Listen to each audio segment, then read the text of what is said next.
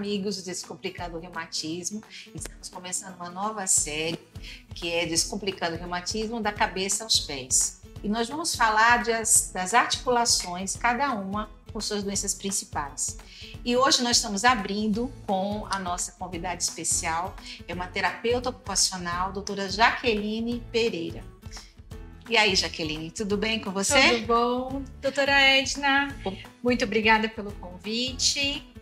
Eu sou especialista em reabilitação da mão e do membro superior e especializanda em doenças reumatológicas. E hoje a gente vai ter um bate-papo sobre as principais doenças reumatológicas e a atuação do terapeuta ocupacional. Olha, vai ser uma série muito interessante, não perca todos os capítulos, tá? Hoje eu gostaria de conversar com a Jaqueline, porque muita gente não sabe o que é terapia ocupacional. Então eu gostaria que você conversasse pra gente o que é o terapeuta ocupacional.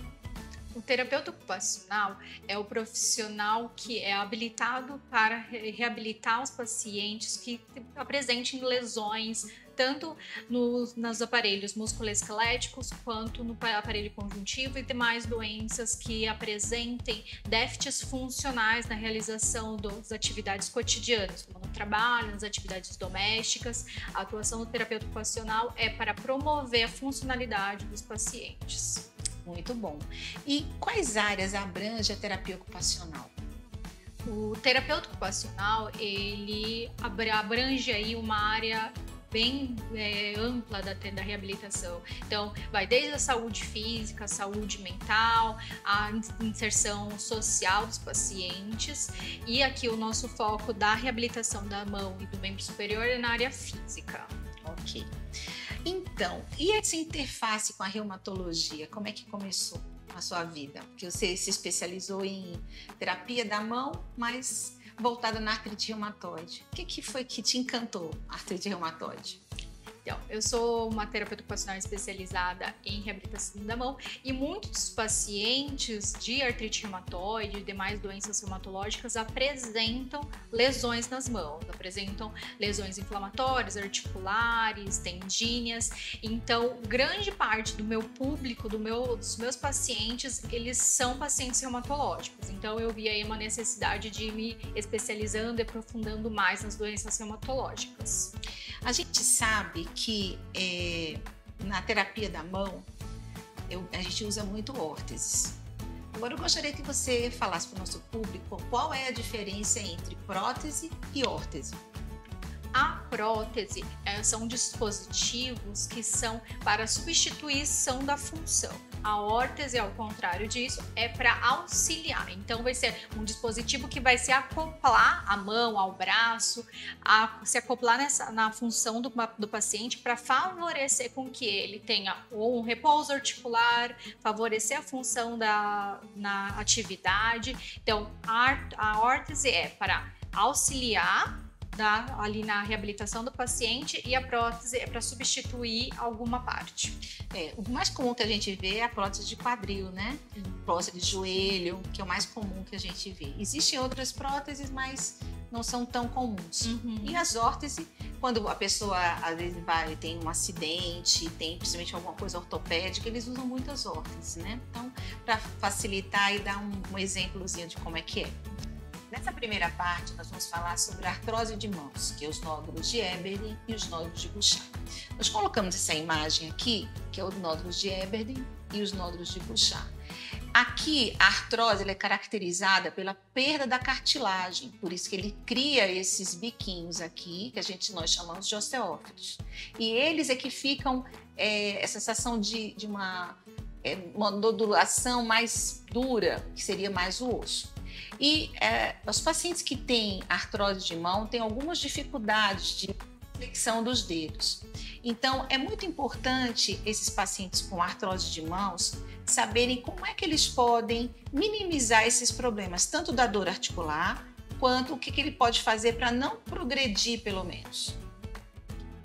esses pacientes, geralmente eles chegam ao nosso consultório de terapia ocupacional apresentando dor, bastante edema na região da articulação distal dos dedos, a última articulação. Então a gente trabalha bastante na questão de conservação de energia, proteção articular, como que a gente vai fazer as atividades do dia a dia desses pacientes, auxiliar eles a desempenhar essas atividades sem tanto impacto nas articulações. Então, sempre pensando na conservação das articulações distais, que são as quais estão passando por processo de degeneração articular, e passando para articulações maiores, que têm maior diminuição de carga. A gente consegue diminuir a carga e o atrito nessas articulações, repassando e fortalecendo outras articulações e outras musculaturas que serão responsáveis aí por auxiliar nesse processo.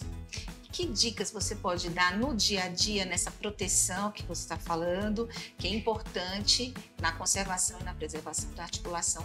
No dia a dia nós temos muita dona de casa, que geralmente a artrose de mãos pega muito, né? A dona de casa que vai fazer trabalhos mais finos com a mão, costurar, vai fazer alguma atividade repetitiva com os dedos. Então, o que a gente pode orientar esses pacientes de dicas no dia a dia?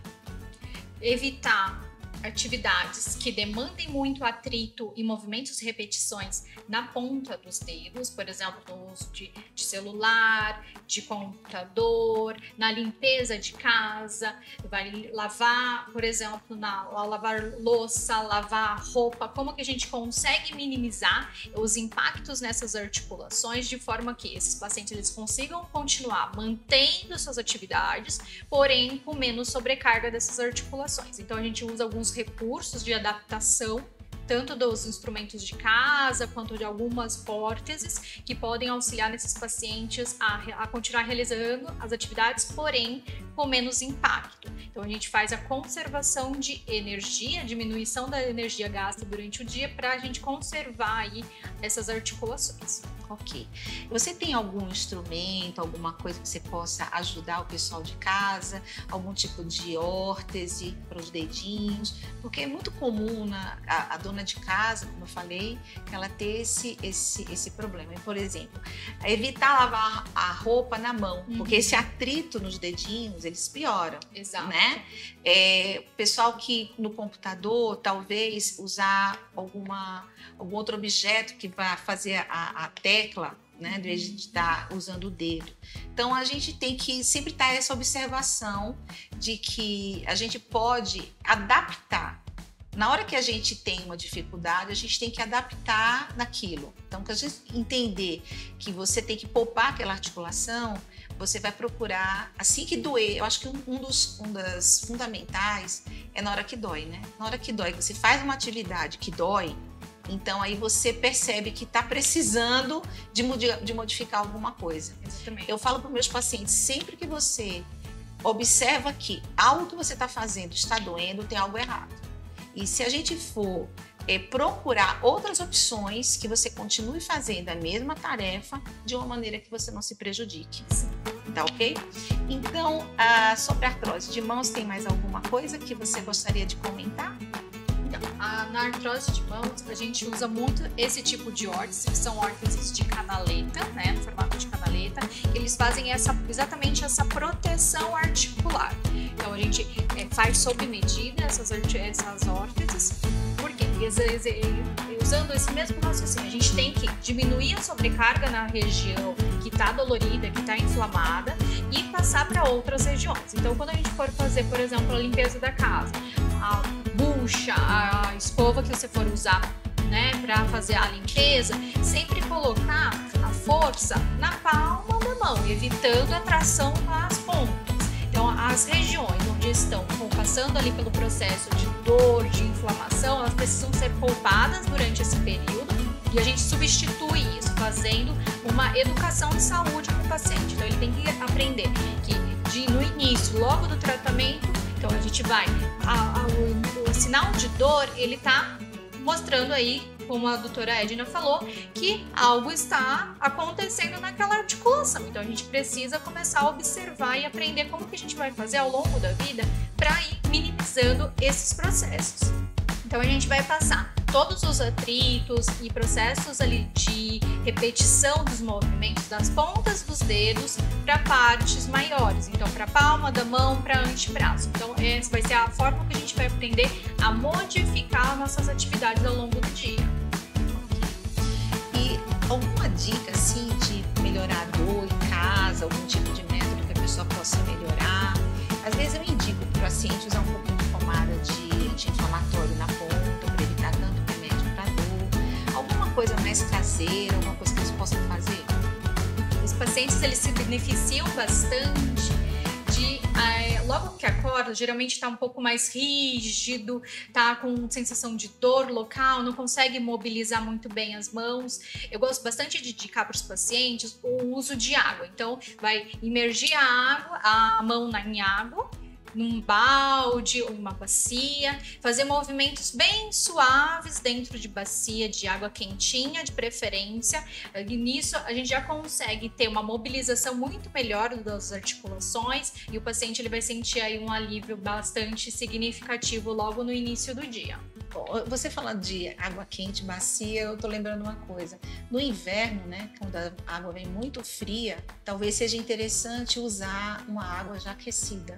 Se não tiver uma torneira elétrica, ou tentar aquecer um pouquinho mais, porque às vezes a água muito fria vai dar a sensação mais de dor.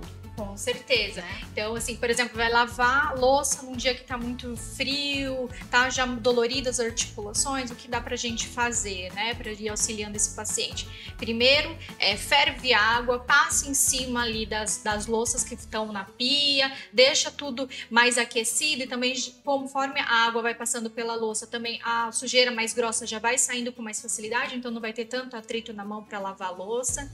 Então, essa é uma estratégia aí bastante bacana para os pacientes. Usar água quente antes para a gente diminuir aí o atrito que você vai ter que fazer na mão para fazer essa limpeza. Eu lembrei uma coisa, tem muito paciente que gosta de panela de alumínio, né? Que às vezes tem que fazer, tem que arear.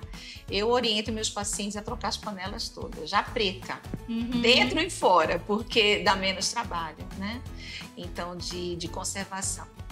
Ok, Jaqueline. E aí, eu gostaria que você conversasse um pouquinho, a gente vai falar sobre a artrite psoriásica, que como a artrose de mãos, ela acomete as interfalanginas distais e ela está associada à psoríase. Então aqui a gente vai mostrar um pouquinho nessas imagens, um pouquinho da alteração guial que na psoríase tem, que às vezes se confunde com micose. Mas você vê as lesões de psoríase aqui, ó. Tem lesões de psoríase.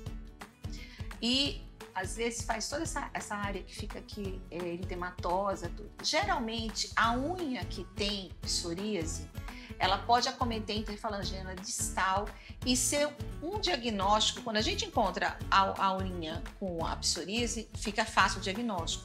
Mas às vezes se confunde um pouco com a artrose de mãos. Então é um diagnóstico diferencial muito importante, porque ela também faz deformidades, ela também dá rigidez, mas não tão curta, porque na artrite psoriásica, ela é mais de 30 minutos com a artrite, com a dor articular, com a rigidez. E aqui também ela também pega outras articulações também, mas a gente pode pegar as interfalangianas proximais, aqui que é as metacarpos falangianas. Então ela pode ser várias articulações ou pode ser uma isolada. Então é um diagnóstico diferencial para artrose de mãos. E na artrite psoriásica, o importante é você ter o tratamento da artrite. Nesse caso, você tem que consultar um reumatologista para ele fazer um planejamento do seu tratamento, inclusive, às vezes, junto com o dermatologista, porque as lesões de pele são, às vezes, extensas. E essa junção das duas especialidades vai contribuir para o tratamento do paciente. Bem, a risartrose é um outro tipo de artrose, também com degradação da cartilagem, e ele vai ficar nessa região aqui, ó, da mão, e ela é muito acometida com esse movimento daqui. O pessoal que faz corte, pessoal costureira, que usa muito esse movimento, pessoal que faz crochê e tricô, por causa do movimento repetitivo aqui, ou também por traumas. Então, essa região aqui é que vai estar comprometida na risartrose, que é um outro tipo de artrose, tá? Eu gostaria que você conversasse, Jaqueline, um pouquinho sobre a risartrose, o que é que a gente pode fazer para o paciente não sentir tanta dor. Nos casos de pacientes com risartrose, o importante é diminuir movimentos de pinça. Então, o que o paciente faz ao longo do dia dele que faz muita repetição dos movimentos de pinça, de preensão forçada. Então, a gente vai analisar a rotina desse paciente, ver as atividades que ele desempenha mais aí com esses movimentos repetitivos e diminuir a sobrecarga nessa região. Então, como que a gente consegue continuar fazendo essas atividades do cotidiano dele, tirando a sobrecarga na articulação, e passando para outras regiões. Então, se o paciente ele faz a costura, por exemplo, como que a gente consegue diminuir a sobrecarga dessa região, passando mais para antebraços, essas atividades, passando para articulações que estão preservadas e não estão no processo de degeneração da cartilagem. Que tem muito manicure, né? Manicure por causa do alicate. O alicate, né? E dentro de casa, como é que a gente pode minimizar os efeitos da risartrose? A dona de casa que está com seus afazeres, que essa articulação do polegar ela é fundamental, né? Exato. Então, em casa, tem alguns dispositivos, algumas adaptações que a gente consegue fazer, por exemplo, na esponja, para usar uma alça na esponja para que o paciente ele consiga apenas colocar a mão e fazer o movimento com o antebraço, punho e tirar a sobrecarga do polegar. A mesma coisa pode acontecer com a escova de roupa, por exemplo, a gente insere uma faixa para que o paciente ele consiga desempenhar aquela atividade, passando a sobrecarga da região da articulação do polegar para antebraço e punho. Então a gente vai substituindo as atividades que o paciente ele faz de uma forma, a gente vai substituindo a forma de fazer a atividade. Uma coisa que eu observo muito dos pacientes, a dona de casa, é pegar a panela, né? Uhum. Vem com cabo aqui pegar. Então, geralmente eu oriento ela pegar o cabo, mas a outra mão apoiando o peso. Sim. Novamente, evitar panelas pesadas, né? Pedir já auxílio de outra pessoa para tirar do fogão, porque às vezes é risco até de ter um acidente, uma queimadura, alguma coisa que não suportar. Outra coisa que eu oriento também é na hora de lavar prato, né? A gente tem mania de botar o prato aqui, né? E lava. Então, geralmente eu peço para fazer como? Eu peço para ele colocar o prato na pia, ele vai esfregar com as duas mãos, ele vira, esfrega, passa na água com as duas mãos e vai guardar com as duas mãos. Então, isso facilita um pouco, né? Uhum. E se for muito pesado, evitar pratos pesados. A gente já sabe que tem pratos muito leves, tem pratos pesados. Então, evitar os pratos já pesados para isso. Para o dia a dia, usar pratos mais leves. Isso. Essa substituição aí de alguns utensílios é bastante bacana, né? Então, a gente pode substituir os pratos de vidro, de porcelana, por materiais mais leves, como plástico, acrílico, outros materiais que a gente tem acesso aí, e fazer essas substituições e também aí algumas possíveis adaptações para que essas atividades elas continuem acontecendo sem aumentar a dor do paciente e diminuindo aí os processos inflamatórios. Jaqueline, você orienta assim, usar alguma órtese à noite, por exemplo, para quem tem risartrose, para dar um descanso na articulação? E você costuma orientar? Sim, a gente usa esse modelo de órtese. Então, esse modelo aqui ela é feita sob medida, tá? Então, ela acopla exatamente nas articulações necessárias, porque o paciente ele precisa conservar a articulação e diminuir o processo inflamatório. Então, a gente consegue alinhar essa articulação de modo que o paciente ele consiga manter a função da mão. Então, ele consegue fazer pinça, consegue fazer as preensões, mas sem trazer ali o atrito local na articulação que está lesionada. adequada. Então, nós temos esse modelo de órtese, por exemplo, temos esse modelo para uns casos mais avançados, onde a gente precisa pegar toda a região aqui da palma dessa mão desse paciente. Às vezes já vem com um paciente ele que já apresenta alguma deformidade ou já está com o polegar mais abaulado e tem dificuldade de abrir, né, de fazer essa abdução do polegar. Então a gente precisa aí analisar bem o caso, saber como que está o grau de avanço dessa lesão para ir indicando a órtese que seja mais adequada a cada caso. Quando eu tenho um paciente que tem risartrose, eu encaminho para terapia ocupacional, porque eu acho que é um profissional que está direcionado nessa reabilitação. Esse olhar não só da articulação normal, mas também esse modo de ver como é que vai evoluir, né? E o que a gente pode fazer para prevenir essa evolução. E às vezes o paciente acha assim que não usando um aparelho, alguma coisa, às vezes eles têm dificuldade na obtenção de uma órtese. Você acha que na terapia ocupacional a gente sabe que vocês fazem a órtese no local. Uhum. É uma coisa individual, porque cada um é diferente de você ir numa loja lá ortopédica e você, algumas órteses dá pra gente indicar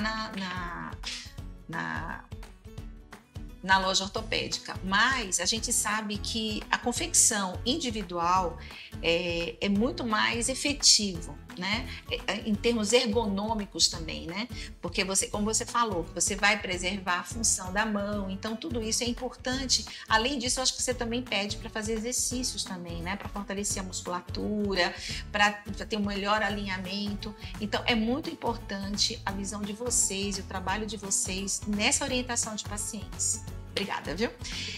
Então, nós vamos falar um pouquinho agora sobre dedo em gatilho. O pessoal, quando vem com o dedo em gatilho, ele fala assim: doutora, eu fecho a mão, quando eu vou abrir, o dedo demora, né? Ele sente que tem algo que parece que não passa, e realmente é isso. O dedo em gatilho, aqui tem um tendão, ele vai ter uma polia aqui e tem um nódulo aqui. Esse nódulo evita que ele deslize aqui. Olha aqui o nódulozinho. E o dedo fica exatamente assim. Dependendo do grau, tem graus leves, moderados e bem severos que às vezes vai precisar de uma cirurgia. Mas antes de chegar na cirurgia, você tem outros métodos para você curar isso aqui. Curar mesmo. Agora, se você insistir em manter e não tiver um tratamento adequado, isso aí vai evoluindo e às vezes precisa de uma cirurgia para fazer a parte ergonômica da mão novamente. Então, eu gostaria que você falasse para mim um pouquinho o que é que vocês, na terapia ocupacional, vocês orientam o paciente com dedo em gatilho. Nos pacientes de dedo em gatilho, nós orientamos esse paciente a evitar as atividades de atrito local na região da polia, que é essa região logo abaixo do dedo. Seria aqui, né? Nessa região aqui. Exato. Aqui. Aqui, ó, é por onde passa os tendões. E sobre eles tem a polia, onde fica fazendo um atrito no movimento. Então, quando faz o gatilho, ele trava, o nódulo inflamatório, ele não está passando pela polia. O que acontece? Fazendo o atrito local nessa região, por exemplo, quando vai trabalhar com algum instrumento de trabalho, fazer apreensão nessa local, só vai piorar a condição. Então a gente usa uma órtese que ela trava esse movimento bem na região da polia. Então o paciente não vai conseguir fazer o finalzinho do movimento. Então isso faz com que a gente consiga desinflamar esse processo e também isso auxiliando, né, através das sessões de terapia, onde a gente faz crioterapia, que é o uso de gelo, a gente orienta isso também para o paciente em casa. Então, o uso de gelo local, ali em torno de 3 a 4 vezes ao dia, para diminuir a temperatura dessa região e fazer com que esse processo inflamatório ele vá diminuindo com mais rapidez, e também fazendo sessões com fortalecimento e outras medidas analgésicas para esse paciente, para não chegar no caso de ser um gatilho onde o paciente ele trava o dedo, ele não consegue sozinho com aquela própria mão destravar, tá? Então ele precisa do auxílio da outra mão para puxar. Então tem casos mais avançados que a gente vai precisar aí de auxílio de um cirurgião de mão, onde a gente faz esse encaminhamento direto para os cirurgiões e o paciente acaba vindo para a gente depois no pós-cirúrgico para a gente continuar as orientações para que isso também não ocorra nos demais dedos ou até na outra mão. Eu vejo muito, sabe, Jaqueline, em pacientes que realmente têm uma atividade, por exemplo, as diaristas domésticas, que pega muito cabo de vassoura, às vezes vem até com calo aqui, né, as calosidades. Então, isso é um fator de aparecer o dedo em gatilho, não só o dedo em gatilho, mas outras tendinites também que aparecem na palma da mão, né? Então eu gostaria que você falasse um pouquinho das situações em que provoca o dedo em gatilho. O que vai provocar o dedo em gatilho? É o atrito local e a pressão na região da palma da mão.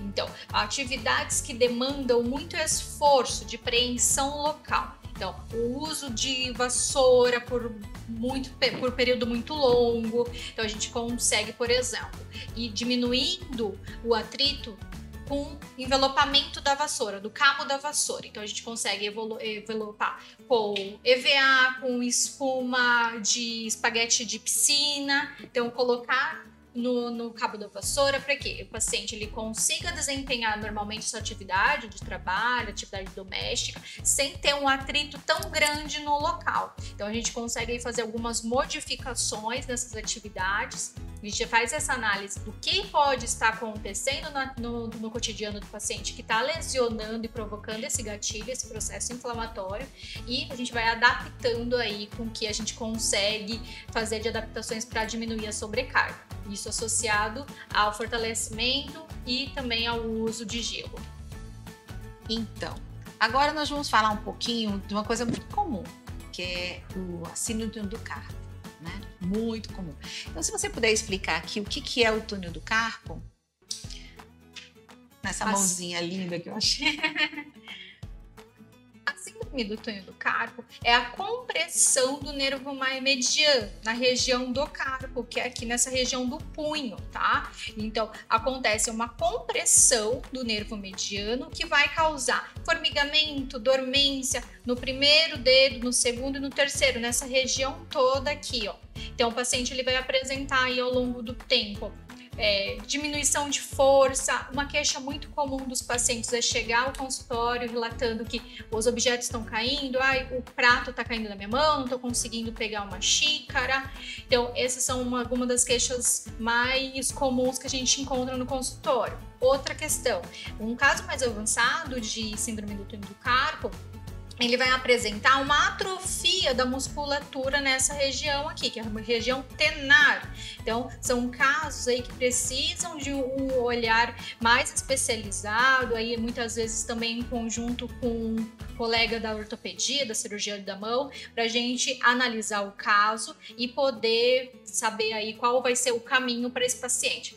Quando esse paciente ele chega para a gente logo no início, ali no nível inicial, a mediana, a gente consegue fazer a proteção dessa região para descomprimir o nervo e o paciente ele continua aí com as suas atividades cotidianas, com o uso de órtese, por exemplo, e fazendo algumas modificações ao longo aí das suas atividades e fortalecimento. E a gente consegue fazer com que esse paciente ele descomprima esse nervo e a gente consiga aí ter uma regeneração local. Caso o paciente ele já chegue num nível mais avançado, onde a gente já apresenta atrofia, uma perda de força muito grande, aí a gente vai fazer o encaminhamento para um cirurgião de mão. Uma queixa muito comum no consultório, que eles veem com o túnel do carpo, eles falam assim: doutor, eu acordo com minha mão formigando. E assim, essa queixa é muito comum e chama a atenção da gente, né? Às vezes eles realmente sentem os 3 dedos adormecidos. E eu percebo que é um pouco por causa que a postura de dormir.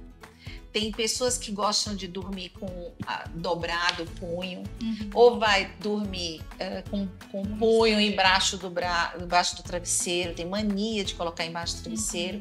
E eu oriento muito eles dormirem de lado com um travesseiro na frente, para tentar evitar de fazer essa dobra aqui do punho. Então, tanto que um dos testes que a gente faz é a dobra do punho, né? Se a pessoa... É um teste até para você em casa. Se você quer saber se você tem túnel do carpo, você faz isso aqui. Se começar a formigar, então você vai procurar um reumatologista para a gente começar a cuidar, tá ok? Então, isso é uma coisa muito importante que eu acho que essa queixa do formigamento é o que faz a pessoa ir ao médico. E às vezes a pessoa demora demais para vir. Né? Acha que vai melhorar e aí vai piorando, e eu acho que essas medidas de evitar, principalmente eu acho que assim, às vezes precisa usar uma órtese à noite, né? Você recomenda umas órtese à noite para túnel do carpo? Sim, nós utilizamos esse modelo de órtese para síndrome do túnel do carpo, porque exatamente os pacientes eles normalmente dormem com posições muito fletidas, né? Então dorme com a mão embaixo da cabeça, dorme todo retraído e isso vai piorar o quadro, tá? Então evitar posições muito fletidas ou também estendidas demais e pressão em cima do punho. Então dormir com a cabeça embaixo da mão, fazer com que tenha muita pressão local nessa região. Então a gente tem que evitar isso. E um dos aliados é o uso da órtese. A órtese ela já vai colocar o punho numa posição mais neutra, tá? Então a gente consegue fazer a descompressão desse nervo, fazer com que alivie os sintomas de dormência, de formigamento, principalmente aí no período da noite, que é o período onde esse paciente vai apresentar maiores sintomas, e também fazer algumas modificações nas atividades cotidianas. Por exemplo, um paciente que trabalha numa cozinha, eu falei cozinheiro, se ela faz mexer a panela ali, mexendo o punho com um cabo de colher, de utensílio muito pequeno, vai fazer mais compressão, porque vai aumentar aqui, ó, a pressão dentro do tórax. Então a gente modifica cabo de colher, por exemplo. Vai ser um cabo longo, onde o paciente ele vai conseguir mexer, mas usando o antebraço. Então a gente vai modificando as atividades e diminuindo a pressão local dentro do punho. Uma adaptação que dá para fazer aí para os pacientes, por exemplo, que tem síndrome do túnel do carpo e trabalham no computador, é a troca do mouse convencional por mouse vertical. São opções aí que são mais ergonômicas. Temos opções também aí que a gente faz com que o alinhamento do braço ele fique mais ao longo da mesa. Então a gente diminui a sobrecarga no punho. A gente consegue apoiar melhor os antebraços para não ter que fazer tanta extensão do punho e piorar o atrito nessa região. Aquelas almofadinhas também ajudam? Tem umas que tem uma almofadinha aqui. Você acha que é ergonômico também? Umas que tem uma almofadinha aqui que você vem com o mouse. Sim. Então, tem que analisar bem o uso dessas almofadas, porque tem algumas até que podem piorar o quadro, porque é algo a mais que vai ficar pressionando ali no local. Então, a gente tem estratégias que trazem maiores vantagens. Tá, vamos falar um pouquinho agora sobre a estrela, que é a artrite reumatoide. Talvez é a doença mais comum que a gente vê na reumatologia, que tem muitas alterações na mão, principalmente tem umas queixas muito na mão, tanto os dedos como o punho, e é uma doença que a gente sabe que é uma doença inflamatória, autoimune, tem os marcadores, né, o fator reumatoide, o anti-CCP, e eu gostaria de que a gente desse uma olhadinha como é que a mão da artrite reumatoide. Agora vamos falar sobre a estrela, que é a artrite reumatoide, aproveitar a Jaqueline, que é a especialização dela em artrite reumatoide. E por ser também uma das doenças mais comuns que a gente tem na reumatologia, com enfoque na mão. Ela pega as articulações da mão e punho também, que é muito frequente a queixa em mãos, né? Então, para a gente ter uma ideia aqui, Aqui é uma articulação normal, aqui tá, e aqui a da artrite reumatoide. Diferente da artrose, a artrose vai pegar a cartilagem. Já a artrite reumatoide pega uma estrutura que nós chamamos de sinóvio, que é ela que produz o líquido sinovial.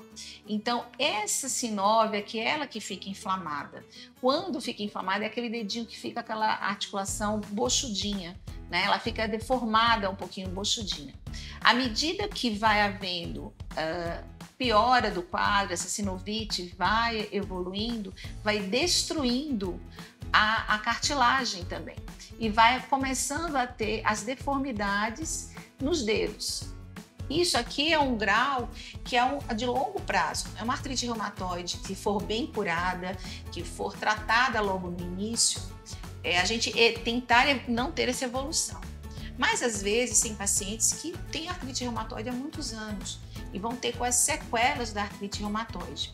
Então nós vamos começar um pouquinho, Jaqueline. Primeiro, vamos começar do mais simples, né? O início de uma artrite reumatoide, aquele que está começando com as dores, descobriu o diagnóstico agora, está fazendo tratamento, já está sentindo melhor com o tratamento. Como é que a gente pode, na terapia ocupacional, a gente orientar esse paciente que tem artrite reumatoide? O paciente, no início do diagnóstico de artrite reumatoide, o foco da reabilitação dele de terapia ocupacional vai ser um processo de educação em saúde. Como que aquele paciente ele vai conseguir lidar bem aí ao longo das suas atividades com as questões inflamatórias e sem deixar de desempenhar suas atividades, o seu trabalho, suas atividades em casa.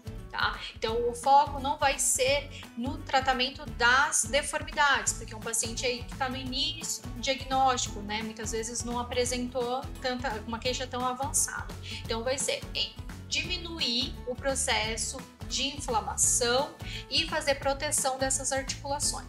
As articulações de punho e de dedos, elas já estão mais propícias a trazer processos inflamatórios e deformidades.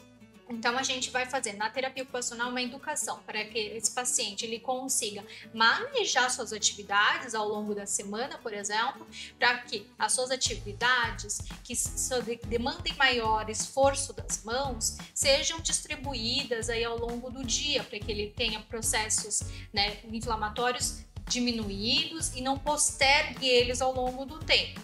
Porque esse paciente, ele vai saber aí, ao longo do seu tratamento, que os processos inflamatórios mais agudos, eles vão aí decorrendo ao longo do tempo. Vai ter processos que vão estar mais inflamados ao longo do tempo e outros vão diminuindo.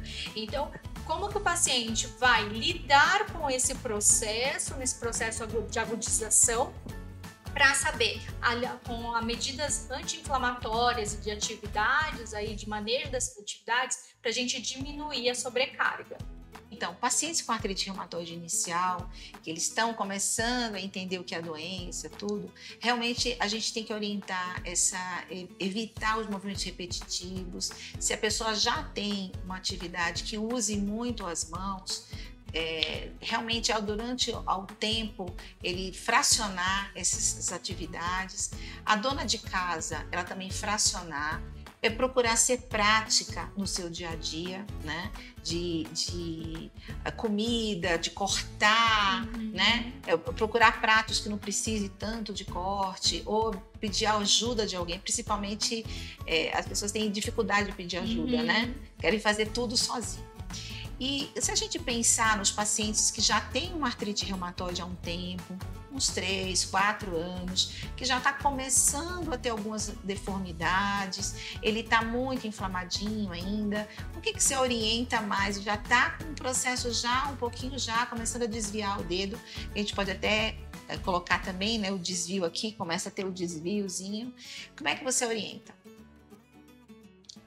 O paciente de artrite reumatoide que já apresenta ali o início de deformidades, ele precisa saber que a gente vai fazer ao longo aí do seu tratamento fortalecimento de estruturas que estão saudáveis, né? Não estão com um processo inflamatório tão agudizado. Então a gente consegue fortalecer, que é um dos pontos mais importantes, até porque o paciente tem inflamação, ele está muito dolorido, ele tende a diminuir as suas atividades, né? Então, a diminuição também de massa muscular vai fazer com que a diminuição ocorra aí com mais rapidez, esse paciente ele fica até mais debilitado, então ele precisa manter fortalecimento, então uma reabilitação adequada, tanto de terapia ocupacional como de fisioterapia, para a gente que tenha um menor gasto energético, porque uma articulação inflamada, ela está machucada, ela tem mais gasto energético, ela vai gastar mais energia do corpo para produzir a mesma atividade. Então, a gente fala bastante sobre conservação de energia. O que é conservação de energia? Fazer com que esse paciente ele consiga desempenhar suas atividades, mas de forma mais inteligente, né? A gente consiga otimizar isso com planejamento. Como que o paciente ele vai fazer suas atividades? Por exemplo, uma dona de casa, ela vai fazer comida, limpar a casa, cuidar das crianças. Como que a gente consegue manejar essas atividades para que ela consiga desempenhar de uma forma com gasto energético menor e protegendo as suas articulações, e a gente consiga também dar momentos de repouso? Quando que a gente pode fazer as pausas ao longo dessas atividades? O uso de órtese é um outro aliado que a gente usa, tanto para órteses noturnas, quanto órtese aí para a função, órteses que a gente chama de órteses funcionais, que são órteses que vão dar o apoio do punho, por exemplo, né, quando o punho está muito inflamado, então a gente tira a sobrecarga dessa região, o paciente ele fica com todos os movimentos de mão livre, então a gente tira a sobrecarga da onde está mais inflamado, para que aquele paciente ele consiga desempenhar suas atividades normalmente, tá? Então, a questão, né, a principal aí com o paciente que já apresenta deformidades é diminuir processos inflamatórios e fazer com que eles posterguem por menor tempo possível, mas que esse paciente ele também continue ativo e ele saiba manejar suas atividades. Né? O paciente que ele vai lavar a louça, ele precisa fazer todas aquelas etapas do lavar a louça ao mesmo tempo? Ou fazer as atividades por etapas, né? Então a gente consegue fazer uma parte da atividade num período, descansou, fez uma outra atividade para não ficar fazendo o movimento repetitivo por um longo período. Lembrando que mesmo que a pessoa esteja com a artrite reumatoide ela controlada, mas tem pacientes que acham que eles não tem mais nada. E aí realmente às vezes abusam realmente da articulação. Aí o que acontece? Volta a inflamar. Então, eu acho que tem que ter um bom senso aí de saber que geralmente eu falo para o paciente, eu não gosto de colocar limites. Eu acho que o paciente tem que aprender a fazer os seus limites, entendeu? Saber que aquilo dali vai prejudicar. A gente orienta, mas ele já sabe o que vai prejudicar. Uhum. Então, eu acho que tem que ser educado para que o que eu posso fazer para que eu consiga fazer aquela atividade, mas sem me prejudicar. Então, assim, eu vejo muito paciente com artrite que acha que tá bom, né? Aí vai fazer aquela faxina na casa. Uhum. Às vezes ele passou um tempão, né, sem conseguir fazer aquela faxina. Ah, doutora, fiz o faxina o dia inteiro, limpei a casa toda e aí voltou a dor. Então, lembrar disso. Mesmo que você esteja sem dor, a doença esteja controlada, ainda assim você tem que proteger a articulação, né? Você tem algum tipo de órtese, alguma coisa que pudesse mostrar pra gente na artrite reumatoide, no dia a dia que você pode usar? Nós temos esse modelo de órtese que a gente usa bastante para pacientes com artrite reumatoide, ele traz bastante conforto para as estruturas. Então, a gente consegue manter em posição funcional de repouso para esse paciente as articulações, os tendões e a musculatura, tá? Então, essa é uma órtese que a gente usa para dormir, ela não é de uso diurno, tá? Então, a gente consegue dar um alívio no punho e nos dedos, que são as inflamações, os processos inflamatórios aí que ficam, né, no processo mais agudizado, e a gente consegue ter resultados bem bacanas com essa órtese. Temos também esse modelo de órtese, que é um modelo para punho. Então, por exemplo, um paciente que precisa fazer umas atividades que demandam mais movimento de mão ao longo do dia. Então a gente consegue colocar uma órtese dessa que vai proteger o punho, mas que o paciente ainda vai ter liberdade para fazer suas atividades. Então a gente faz modelos aqui sob medida para esse paciente, de acordo com a principal demanda. A principal demanda é do punho, a gente vai colocar uma aí que proteja esse punho no período de maior inflamação. Tá? E para pacientes que já têm aí um processo mais avançado, já com desvio ulnar dos dedos, a gente também tem algumas órteses que são diurnas. Por exemplo, esse modelinho que a gente chama de órtese antidesvio ulnar, tá? Então são órteses que são feitas sob medida para o paciente, para a gente ter aí uma proteção local, mas que favoreçam a função, que esse paciente ele continue fazendo suas atividades. Os pacientes severos vão precisar usar órteses mesmo, né? Ele vai ter que aprender E aí eu acho que o trabalho de vocês é fundamental na reabilitação desses pacientes. Eu gostaria também de falar um pouquinho sobre o cotovelo. O que é que nós vamos falar sobre o cotovelo?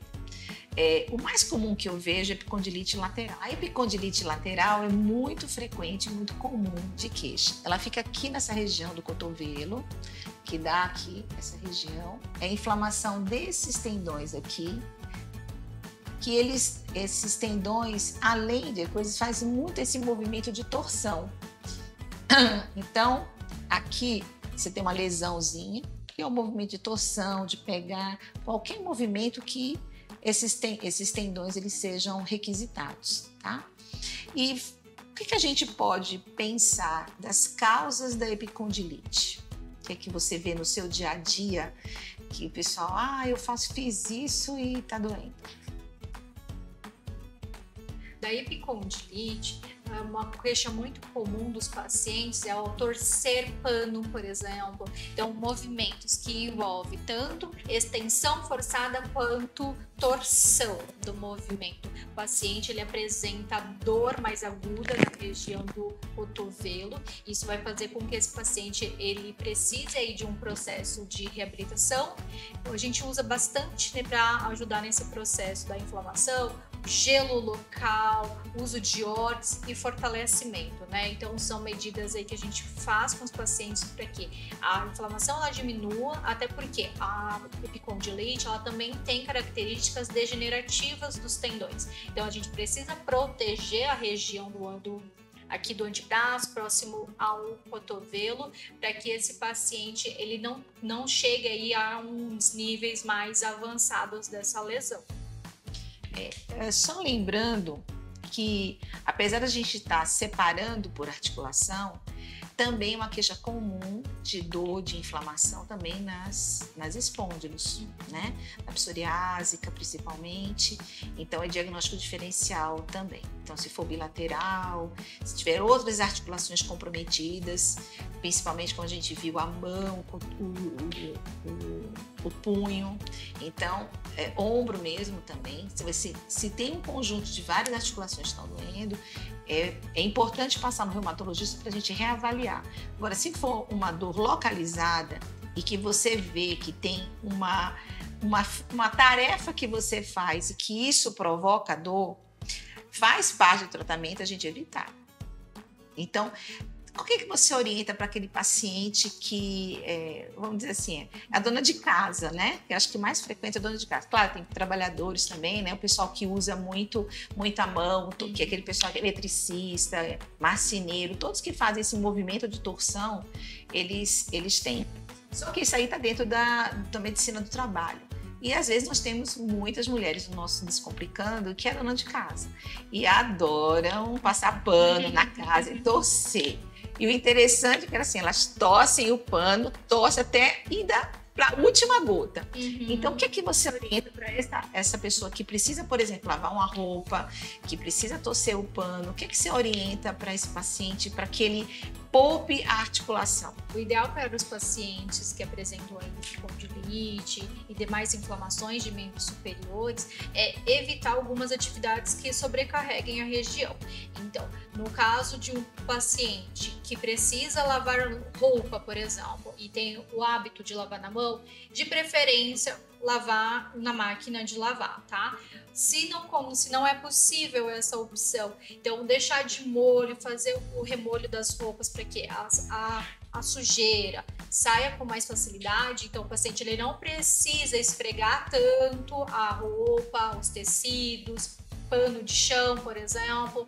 Então deixar com que aqueles panos eles não sejam esfregados literalmente na mão, tá? Então juntar uma quantidade de panos e lavar na máquina se for possível. Caso não, pegar o pano, torcer na torneira, usa a torneira como suporte e faz a rotação do tecido e torce aqui, ó, diminuindo a carga que exerce, não o movimento completo, tá? Então são aí algumas alternativas que a gente tem para diminuir a sobrecarga sem fazer com que esse paciente deixe de realizar suas atividades. Quem tem muita dor, eu oriento geralmente a não usar pano de chão. Use outro tipo de... Hoje em dia nós temos tantas vassouras e interessantes de opções que vão diminuir esse impacto para a articulação. E vamos falar um pouquinho agora sobre o ombro. Nós vamos chegar na tendinite do supra, que é muito comum.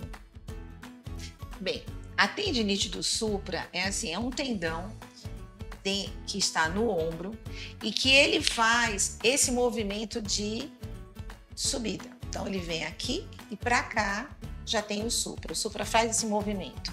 Então todo movimento, esse tendão daqui, ele fica localizado aqui. Ele fica passa por aqui. Aqui tá bem melhor o tendão do supra.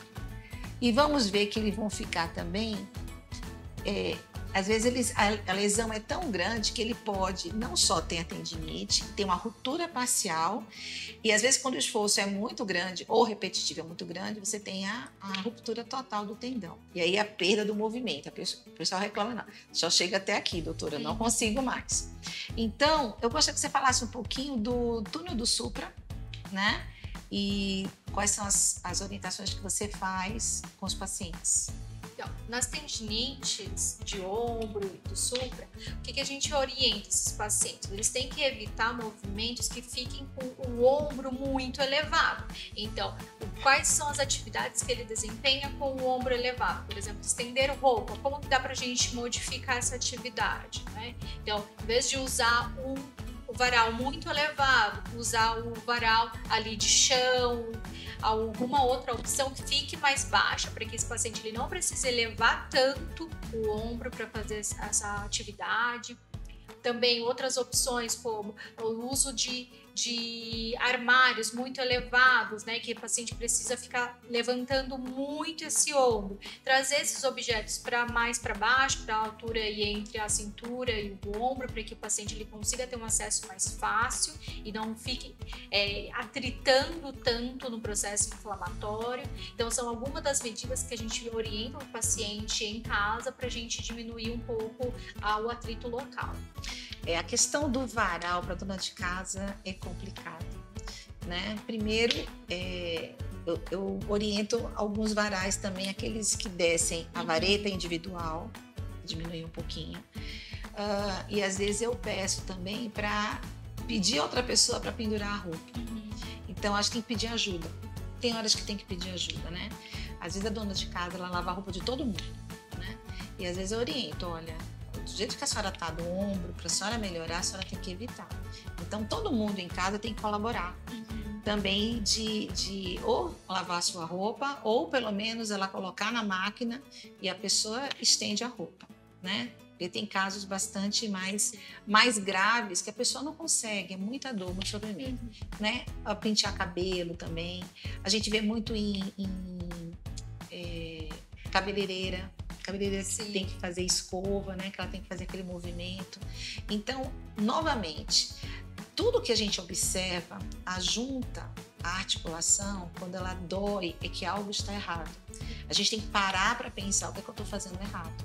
E se o movimento, a gente tem que procurar saber o movimento. E aí evitar aquele movimento, ok? E aí, dentro do ombro, tem a famosa bursite. Aqui é a famosa bursa. A bursa é um saquinho que tem aqui, que ele está aqui para evitar o trauma entre esse osso e esse que bata direto. Aqui, ó, você está vendo ela melhor ainda. Aqui é o tendão do supra, aquele que faz inflamação, e aqui é a buça. Existem várias outras buças, mas talvez a mais famosa é a buça do ombro, né? E aí, o que acontece? Esse saquinho aqui, se você coloca o braço muito para cima, esse ossinho daqui começa a bater aqui. E aí começa o quê? Traumatizar a buça. E aí ela inflama. Quando inflama, ela começa também a ter um processo também aqui junto com o supra, porque esse aqui é um conjunto, na realidade, né? É um conjunto de o movimento que você faz muito para cima. Então, assim, quem trabalha com os braços elevados, pintor, eletricista, cabeleireira, qualquer coisa que faça esse movimento para cima, ele pode piorar.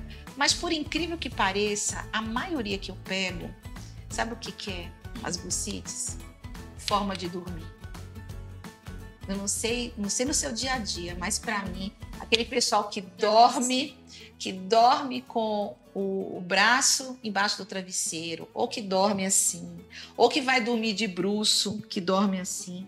Então, a perpetuação do ombro para cima, do braço para cima, você vai inflamando essa buça aqui. E aquele que acorda de manhã e tem que levantar, às vezes pega a ajuda do braço, né, para tirar do lugar, né?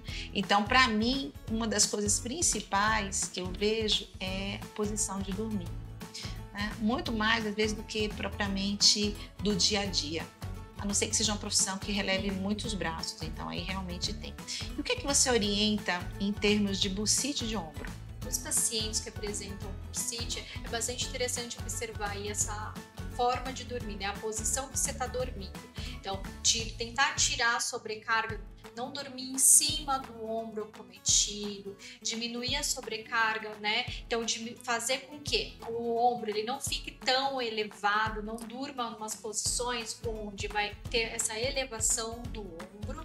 Então, diminuir, pode usar o travesseiro, por exemplo, para diminuir. Então, dorme do outro lado, do lado oposto ao dolorido, e faz com que essa diminuição da sobrecarga na região ela diminua, tá? Fazendo com que o ombro ele fique mais fletido do que nessa posição estendida. Lembrando que o travesseiro tem que ser da altura do ombro, sempre da altura do ombro, para que nem o pescoço fique um travesseiro muito baixo, nem muito alto, porque aí vai sobrecarregar outros locais, né, que é a cervical. Então, a postura de dormir é fundamental. Eu sempre aconselho os pacientes a dormirem de lado, um travesseiro da altura do ombro, ou um travesseirinho aqui. Acho muito bom aqueles de corpo. E com um travesseirinho entre as pernas. Eu acho que essa é a posição mais confortável que tem para todas as articulações, inclusive para a coluna, para quem tem dor lombar, né? Então, agora eu queria agradecer a Jaqueline Pereira por essas informações que você deu para a gente, que foi muito precioso para todos nós. Eu acho que você que está aí em casa deve ter aprendido bastante, e eu acredito que vocês vão colocar em prática as dicas da Jaqueline Pereira. E vocês continuem assistindo a gente no Descomplicando o Reumatismo. Nós temos várias novidades para você. Aguardem. Muito obrigada pelo convite, doutora Edna. Foi um prazer falar aqui com vocês, poder compartilhar um pouco da reabilitação de terapia ocupacional com os pacientes reumatológicos, e estamos à disposição. Ok, muito obrigada, gente. Tchau, viu?